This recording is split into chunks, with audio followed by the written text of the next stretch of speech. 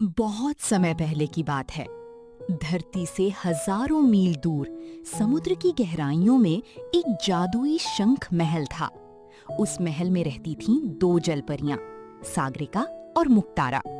दोनों को समुद्र के सबसे शक्तिशाली चंद्रमोती की रक्षा करने की जिम्मेदारी दी गई थी। उफ, सागरिका, मैं सच कहूं तो अब ये सब करते करते बहुत थक चुकी हूँ।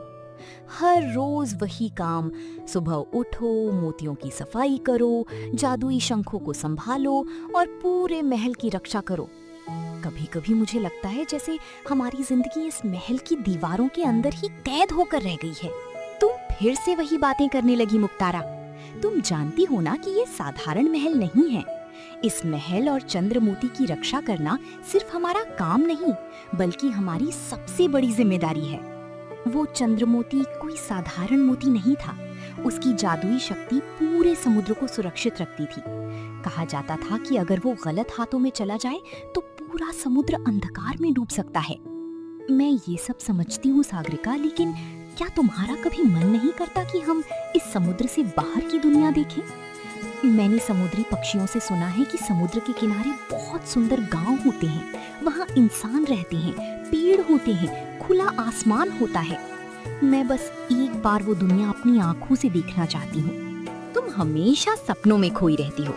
कभी बाहर की दुनिया देखने की बात करती हो तो कभी इंसानों के बारे में सोचती रहती हो। क्योंकि मुझे लगता है कि इस समुद्र के बाहर भी एक अलग दुनिया है और शायद वहाँ हमारी जिंदगी से कहीं ज्यादा आजादी है। आजादी अच्छी होती है मुक्तारा, लेकिन अपनी जिम्मेदारी भूल जाना सही नहीं। अगर हमने चंद्रमोती की रक्षा करना छोड़ दिया तो पूरा समुद्र खतरे में पड़ सकता है। सागरिका, ये अचानक समुद्र को क्या हो गया? अभी कुछ देर पहले तक सब शांत था। मुझे भी कुछ अजीब महसूस हो रहा है, जैसे समुद्र के अंदर कोई बहुत शक्तिशाली और खतरनाक शक्ति जाग रही हो।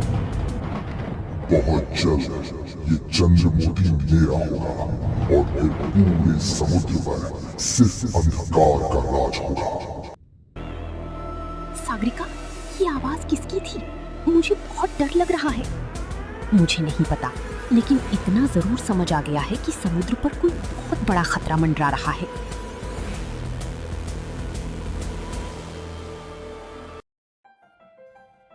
वाह, आज समुद्र कितना शांत और सुंदर लग रहा है। देखो ना सागरिका, ऊपर से सूरज की रोशनी पानी में कितनी चमक रही है। ऐसा मौसम तो कई दिनों बाद आया है। चलो ना, आज हम समुद्र किनारे घूमने चलते हैं। तुम फिर शुरू हो गई मुक्तारा। तुम जानती हो ना कि हमें आज रात से पहले जादुई मोती तैयार करने हैं। अगर हम समय पर मोती नहीं बना पाए तो समुद्र की सुरक्षा कमजोर पड़ सकती है। अरे, तुम हर बात को लेकर इतनी चिंता क्यों करती हो?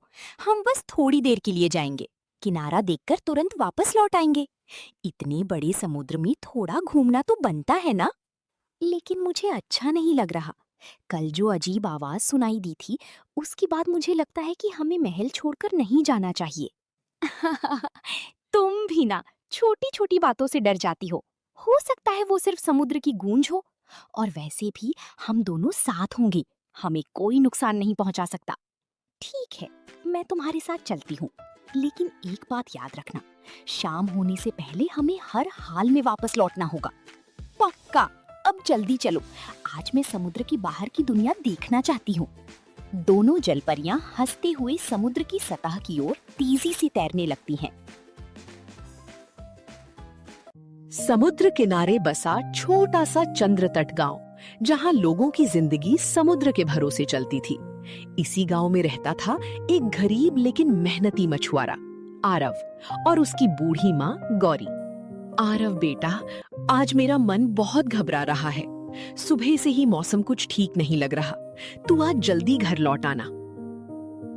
चिंता मत करो माँ, मैं संभाल लूंगा। इतने सालों से इसी समुद्र में जा रहा हूँ, मुझे कुछ नहीं होगा। यही बात तो मुझे सबसे ज्यादा डराती है बेटा। ये समुद्र किसी का सगा नहीं होता। कभी शांत रहता है तो कभी पल भर में सब कुछ छीन लेता है। माँ, अगर मैं समुद्र में नहीं जाऊंगा तो घर कैसे चलेगा? कल भी हम दोनों ने ठीक से खाना नहीं खाया था। मुझे भूखा रहना मंजूर है बेटा, लेकिन मैं तुझे खो नहीं सकती। तेरे अलावा इस दुनिया में मेरा है ही कौन। ऐसी बातें मत करो माँ, मैं तुम्हें छोड़कर कहीं नहीं जाने वाला। एक दिन मैं इतना पैसा कमाऊंगा कि तुम्हें कभी तकलीफ नहीं होने दूंगा। मुझे धन दौलत नहीं चाहिए बेटा, बस तू हमेशा सही सलामत मेरे पास लौट आए, यही मेरे लिए सबसे बड़ी दौलत है। देख, मौसम और खराब होता जा रहा है। आज मत जा बेटा, मेरा दिल बहुत बेचैन हो रहा है। अगर आज नहीं गया तो कल खाने के लिए कुछ भी नहीं बचेगा। बस थोड़ा सा आगे जाकर वापस लौट आऊंगा, तुम चिंता मत करो। भगवान और समुद्र देवता हमेशा तेरी रक्षा करें।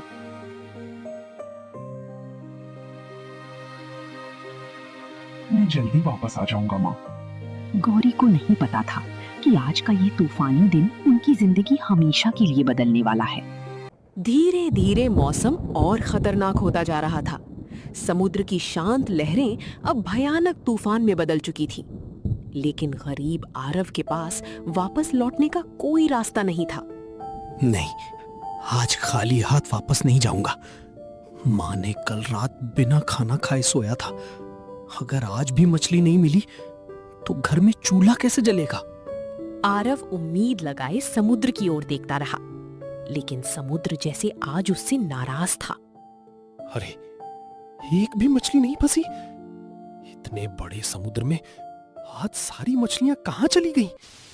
हे भगवान, ये तूफान तो और खतरनाक होता जा रहा है। आरव को जरा भी अंदाजा नहीं था कि समुद्र के अंदर कोई रहस्यमयी शक्ति जाग चुकी है और बहुत जल्द उसकी जिंदगी बदलने वाली है। उधर समुद्र के अंदर सागरिका और मुक्तारा भी भयानक तूफान में फंस चुकी थी। तेज लहरों की वजह से दोनों का तैरना मुश्किल होता जा रहा था।